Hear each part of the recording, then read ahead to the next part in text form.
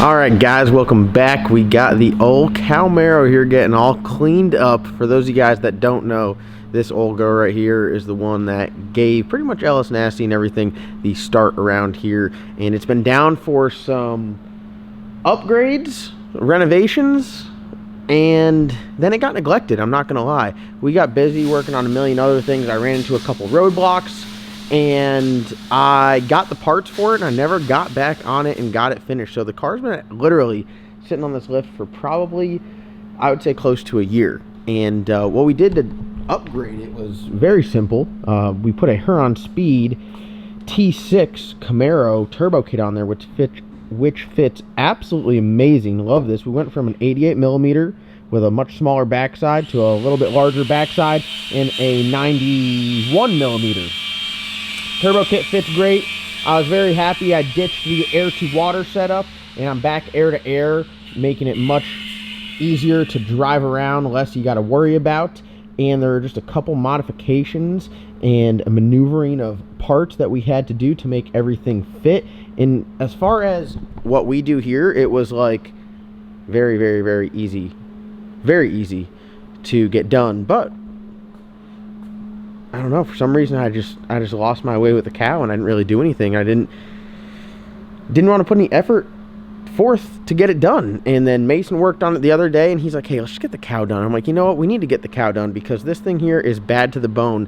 1200 horsepower, street driven with air, 12-point cage, very, very fast at the strip, drives really good on the street.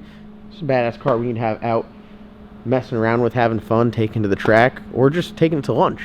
So we got a few things left to do on the checklist. So the setup on this build, if you guys don't know, I recommend going back and watching some of the early videos where you'll see me racing like a Tarmageddon Z01 or the old YouTube call out stuff, because this thing here was a weapon.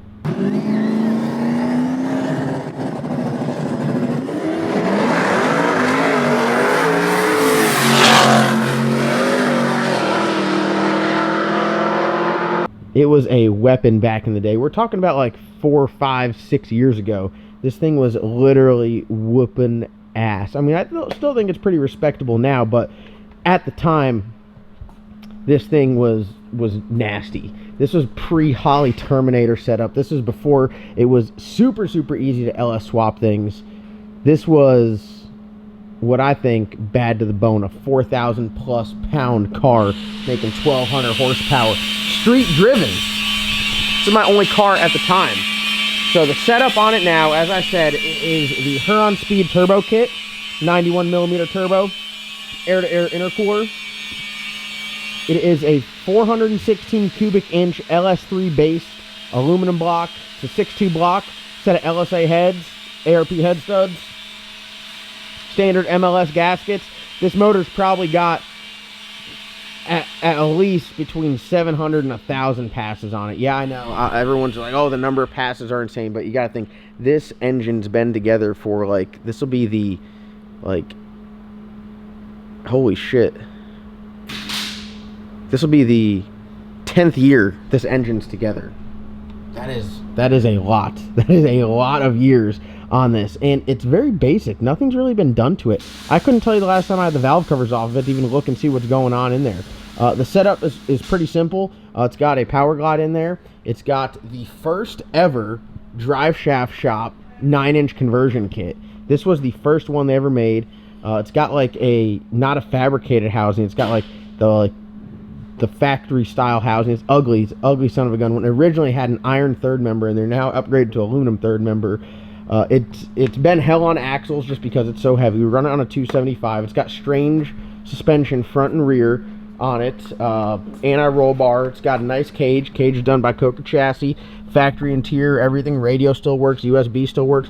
One of the main changes that we have to make now is we got to get rid of that shifter. I got a Mickey shifter that's going to go in there. And then some of the other things, I got to make a fuel line. We relocated our fuel pressure regulator, so we're going to have to reset fuel pressure, make sure we're at 65, I think it is, 65 PSI. And then we got to heat wrap some stuff. That return line is not in the, I don't know, we might have to, yeah, that return line is not going to work. It's up against the header. So we'll probably put a 45 on that guy and kick everything back further. I'll look and see if I have a 45, but we need to make the line that goes from this rail over to the regulator. So all of my cars, even like my big high horsepower methanol stuff, I don't ever dual feed the rails. I just come in through one side, cross over, and return out the other side. I've never had an issue with it. The amount of fuel that you would have to use to literally run the rail dry would be insane. It would just be absolutely insane. So that's kind of what we have going on here. I got like some little odds and ends stuff to do. I need to mount the exhaust, the little bullhorn tip, which is going to go right out here. I might have to modify it to get it in the right location. Got to stick the headlight back in and then see where that's going to go. Got to put a catch can in it, which I haven't figured out. I might do two. I might do one right there and then one right here is what I'm thinking I'm going to do. I'm going to get two small Moroso ones. And the shifter, the fuel pressure regulator, and then run all my vacuum lines and hook up a new boost controller, but we can do that once it's running. So that is what we have going on here. We're running one single wastegate on there, so running all CO2 lines down there should be a piece of cake. And yeah, so what we'll do today is we'll get it started here, get the ball rolling, and see if we can get some work done on the cow.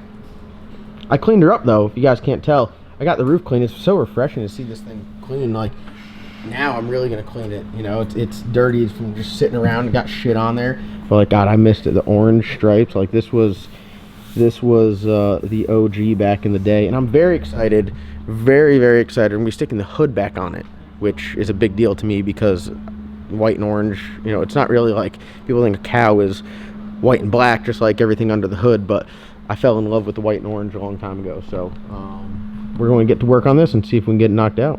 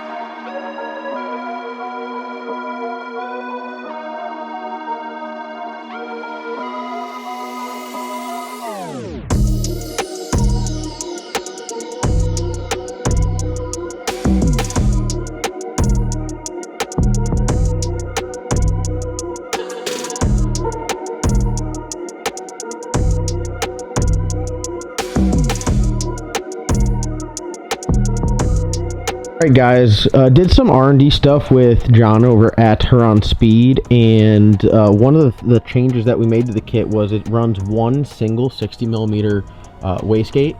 I think this is plenty of wastegate. I've run configurations with one single 44mm wastegate. Good flow on both of them. 60mm is going to be plenty to regulate. As you can see here, plenty of room, and the reason why we did this, fits with Power Glide, fits with factory transmission, fits with a 400, fits with a manual transmission. You'll be good to go. Also, by running just one wastegate, you cut your vacuum lines in half. You only got to run a reference and a CO2 and then a vacuum source. So be very simple, very nice. We got our turbo feed line right here. One thing that we do have to do is we're going from this shifter, which is a rear exit front feed. So we'd have to loop this. I got this big ass shifter cable here. I'd have to loop that around and into it, where we're going to switch it up with a Mickey, which I believe is, I can't remember, is it front exit?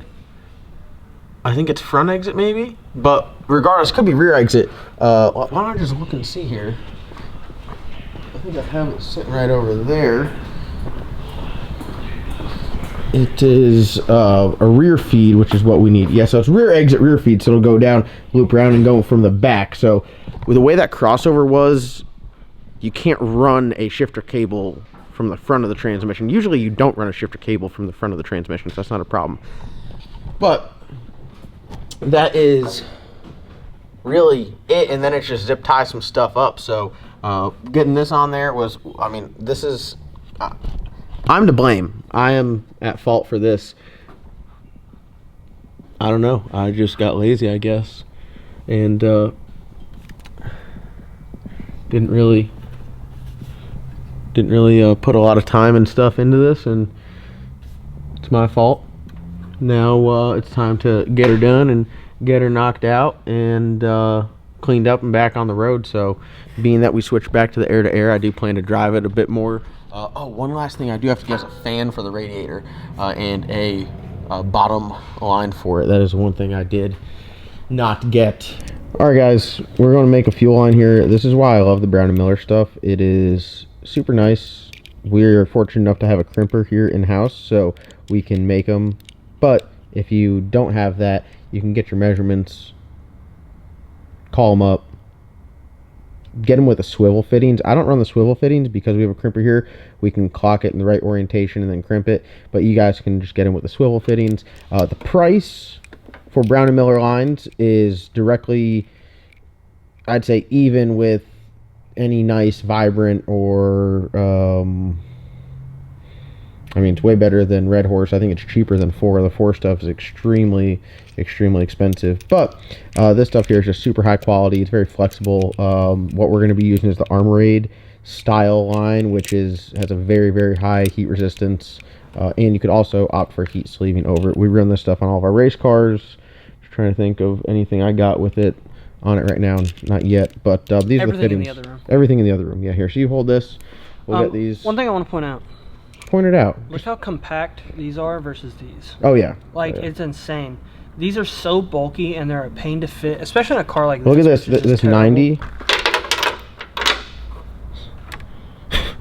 Yeah, and that's it.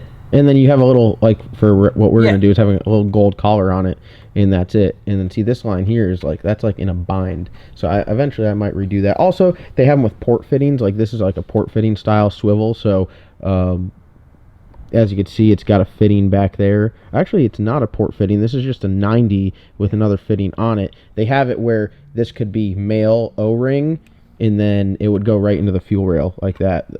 They're extremely nice. They look great. You remove a failure point, and I've never had any issues with the Brown & Miller line. They're extremely nice. So I think we're going to have to go 45. So I think we might have to 45 back just for the fact that it hits the intake, I think. Okay. But we can try straight on there. Let's try a 45 first. I think it's going to need to be a 45. We do have some room before the firewall where we can...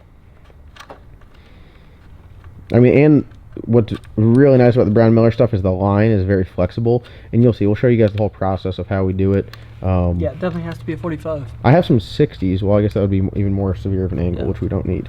They have 35s as well. They have literally anything you could think of. I guess we can kind of go up like that too a little bit. Yeah, I think I would just kind of hike it through there. I know it's not ideal. So are we going with 90 on that, or do you want to run another 45 on that side? I think hike it there. I think we can 45 it here also. You have another 45? Try that 90 because it's got that heater hose line. Yes.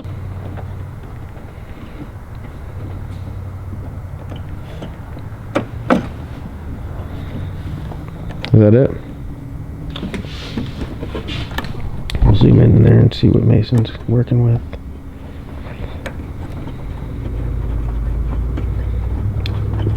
Is there a spot to boost reference that regulator? There better be. Yes.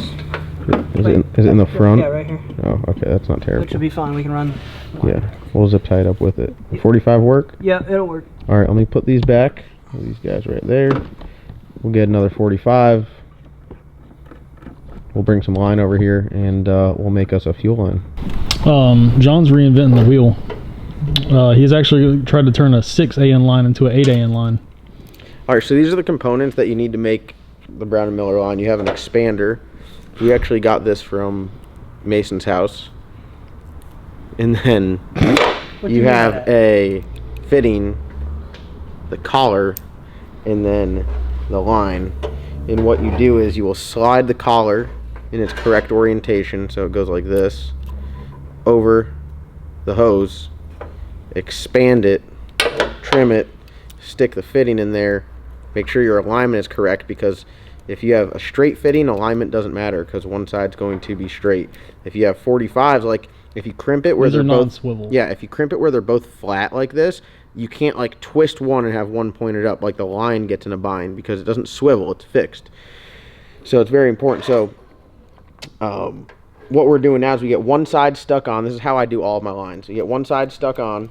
As you can see, we got the fitting, the collar, and the hose. That's how it's going to be. It's just not crimped. We stick this guy on here.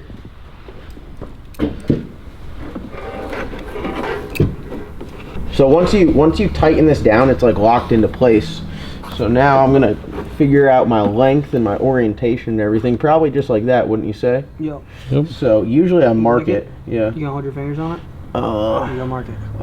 Silver Sharpie. Let's mark it. Silver Sharpie, top of the... Even doing it like this with multiple steps, it's still faster than I think making fittings. So what we'll do is we'll cut it, we'll crimp one side on.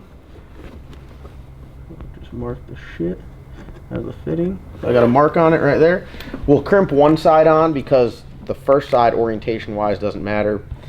We'll go back, put it back on the car, make sure our length's right. If you have to trim it any, you can trim it. And then we will mark a line on the fitting and a line on the hose, make sure our orientation's good. Go over to the crimper, crimp it, and then your line's done. So it's a couple steps, but I mean, you can plumb an entire car using this stuff in literally an entire car in like a day or two. A day, really. Even if it's not faster, it's 100 times easier than the screw together fitting. Oh yeah.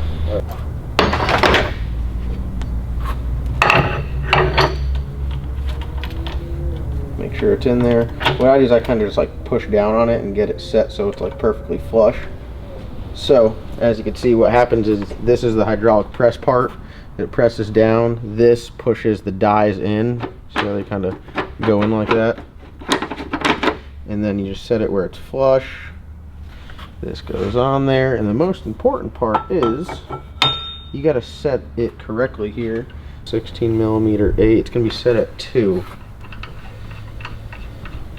So there's 0, 0, 1, 2. Look at it again, make sure I'm not crazy. 2. Alright, step on it and pray that I didn't mess anything up.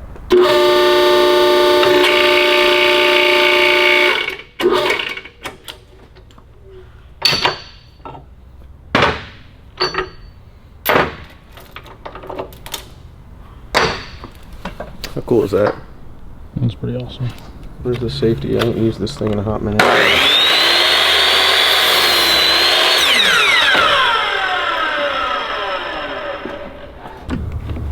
So right now I have it loose in there, and as I turn it, the hose is literally turning in it, so it's not kinked or anything like that. I mean, I think that looks pretty good just like that, don't you? Yep. Mark it.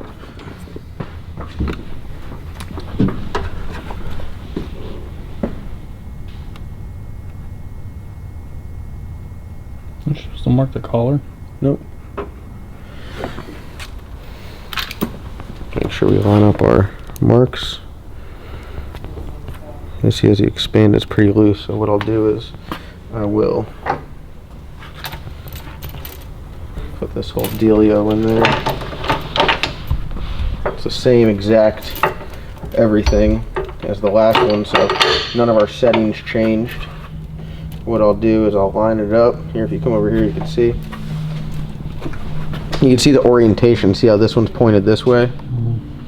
And this one's pointed directly at us. So if you get this off, you're screwed. So you put them lined up like that, right in the middle. Make sure you're down all the way on it. Pull this guy up. Now it's terrifying because you can't see anything. Make sure you don't mess it up now. Push it down in there.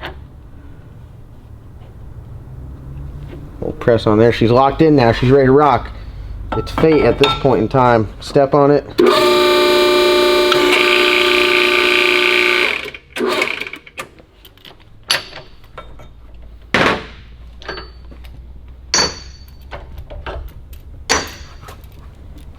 wipe off the silver.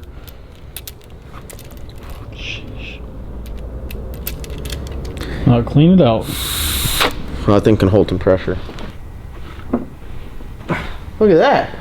Sheesh. That sucker looks pretty nice. I think I got to redo this one in the front too. That'd make it look really nice. All right, guys, there you have it. Making progress on the cow. We're knocking them down. I think we got like just a few things left. Mount the shifter, fan, hose, CO2 lines. I mean, that's the home stretch right there. If it ain't, maybe get knocked out here in a day or two. What do you think? Maybe drive it around. Old girl coming back. You think she'll start? She sat for a year with E85 in the tank. What do you think those fuel pumps are looking like? Only one way to find out. Don't forget, we got our storm rodeo going on February 4th here at LS Nasty. If you guys are interested in storm work, please send me an email. Respond to the Facebook post. It'll be the first link in the description below if you guys are coming, so I can kind of gauge how many people are coming. There'll be some food here. We're going to go over a bunch of stuff so you guys can get up to speed. Great money-making opportunity. My man David here, look at him. He works in storms, got a brand new pair of J's. Show them. And they reel. They reel too. No Fordens here. So storm work February 4th. If you guys are interested, send me an email. Put the flyer on the screen. My email is on the flyer, and if you click the link, my email is in the link. And love to get you out there making some money. Thank you guys for watching. Comment, like, subscribe. See you guys in tomorrow's upload.